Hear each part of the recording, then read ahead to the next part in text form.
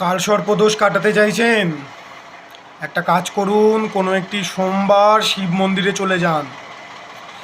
একটি 2.5 প্যাচের রূপোর সাপ বানিয়ে রাখুন, সেটিকে সঙ্গে করে নিয়ে যান। শিবকে 1008টি বেলপাতার একটি মালা পরান। একটি মন্ত্র বলে দিচ্ছি, এই মন্ত্রটা বলে সাপটাকে 108 বার স্নান করান। মন্ত্রটা হচ্ছে ভুজঙ্গ আশুনায় বিদ্মহে অর্ধকায় ধীমহি তন্ন রাহু কেতু প্রচোদয়াৎ।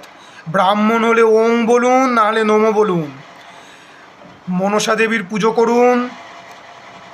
নবগ্রহ স্তোত্র নিজে পড়তে পারলে পড়ুন, নাহলে কোনো ব্রাহ্মণকে দিয়ে পাঠ করিয়ে সেটি শুনুন।